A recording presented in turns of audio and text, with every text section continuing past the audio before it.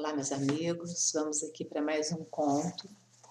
E eu acho sempre, todos eles são muito significativos, né, para nos elucidar ludicamente com relação aos fatos, a várias situações em que a gente vive na vida e que eles trazem essa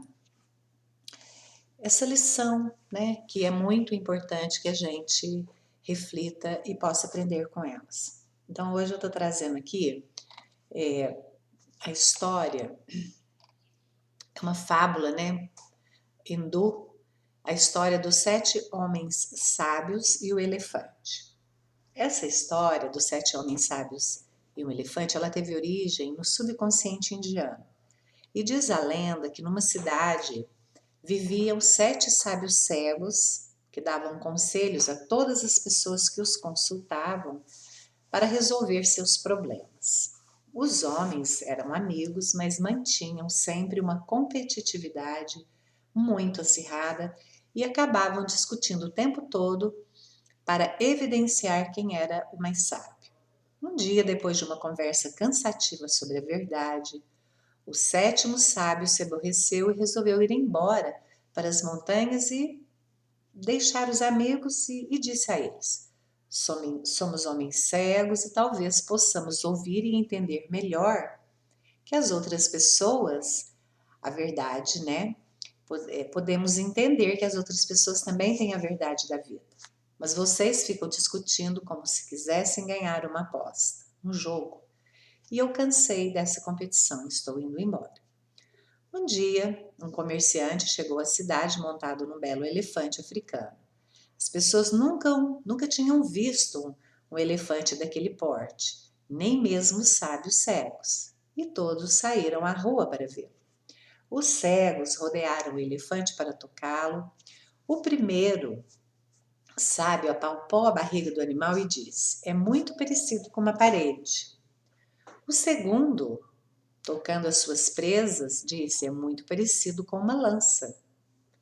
O terceiro, que segurava a tromba do elefante, retricou: É muito parecido com uma cobra. A mão do quarto acariciava o joelho do elefante e disse: É muito parecido com uma árvore. E o quinto, quando mexia nas orelhas do elefante, é muito parecido com um abano. O sexto sábio, irritado, rebateu: Todos vocês estão errados. O elefante é muito parecido com uma corda, disse tocando a pequena cauda do elefante. E alvoroçado, os 6 sábios ficaram discutindo ininterruptamente, né, cada um querendo mostrar que o que acabara de dizer era a verdade. Até que o 7º sábio cego, que tinha ido embora para as montanhas, ele volta, apareceu então com uma criança. E ao ouvir a contenta, pediu ao menino que desenhasse no chão a figura do elefante. E quando tateou os contornos do desenho, ele percebeu que todos os sábios estavam certos e iludidos ao mesmo tempo. Então ele agradeceu ao menino e afirmou: É assim que os homens se comportam perante a verdade. Pegam apenas uma parte, pensam que é o todo e continuam tolos. Então, vejam bem, qual que é a moral disso tudo? A moral dessa parábola. Nós, humanos, temos a tendência a pretender, né, a ter a verdade absoluta com base nas nossas experiências limitadas e subjetivas, e ao mesmo tempo que a gente ignora as experiências subjetivas e limitadas também das outras pessoas, que podem ser igualmente verdadeiras. O elefante aqui, ele simboliza a verdade, né? Um fato, é um referencial. E os cegos, eles representam as opiniões sobre a verdade. Ou seja, a forma como cada um de nós interpreta aquilo que experimenta. Então, e a gente sabe que a gente vive num mundo em que discussões, né, as mais variadas, tomam grandes proporções porque todos buscam provar a sua verdade. E é fácil, muito fácil cair em debates acalorados, porque cada um quer defender o seu ponto de vista e que muitas vezes são todos pequenas verdades que fazem parte de um todo.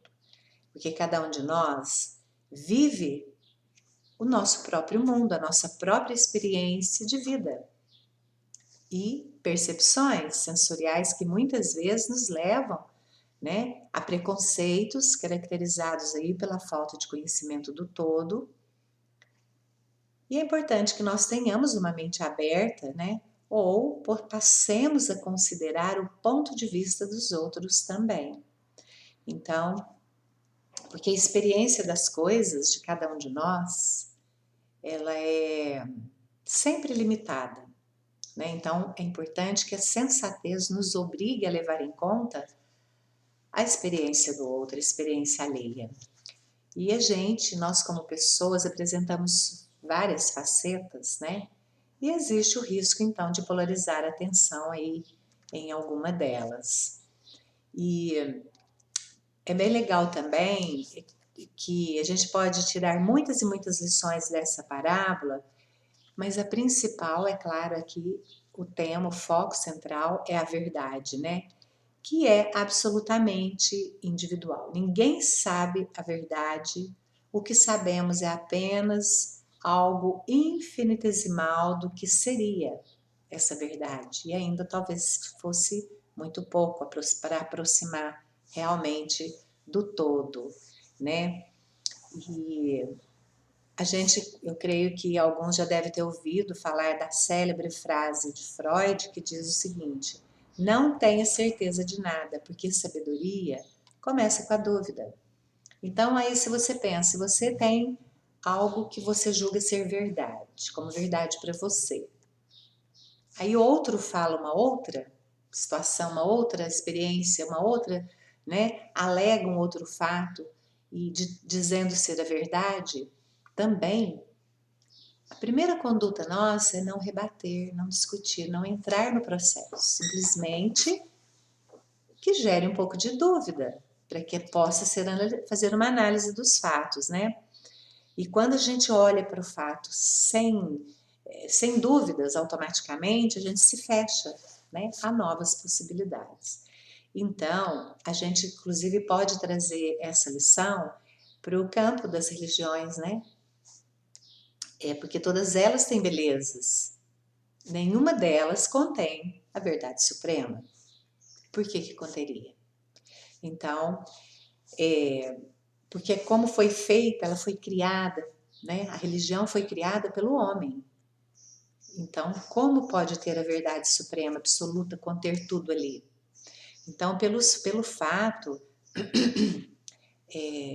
Jesus, né, nunca quis fundar, por exemplo, uma igreja no qual as pessoas o adorassem, né? Então, ao contrário, ele foi universalista, ele deixou que cada um tivesse e vivenciasse a sua própria experiência.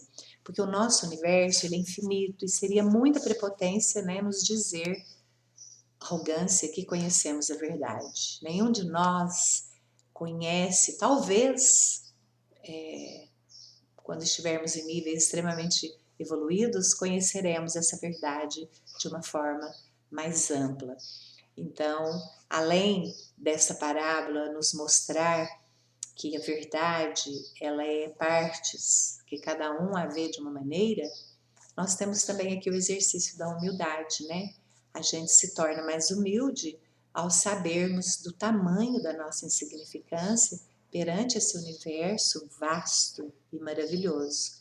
E tudo isso tem a ver com a parábola dos cegos e o elefante, né? A gente precisa eliminar a nossa cegueira interior, jogando luz sobre ela. E essa luz se chama consciência, respeito, porque a verdade única e absoluta da consciência infinita e suprema, nenhum de nós atingiu, nenhum de nós tem acesso, né? Talvez tenhamos em algum momento da nossa existência infinita também, mas até então, por que discutir que essa ou aquela é a verdade, né? Cada um a vê de acordo com as suas próprias experiências. E é isso. Que fique também aí mais um conto, mais uma parábola, para que a gente possa refletir sobre a nossa conduta frente à opinião do outro, né? Que a gente possa acatá-la com sensatez, com sabedoria, jamais impondo a nossa verdade, porque a nossa verdade ela vem da nossa experiência individual, a do outro também, com a experiência dele. Então, que a gente possa ter aí essa comunhão de respeito, de humildade uns para com os outros. Um abraço a todos.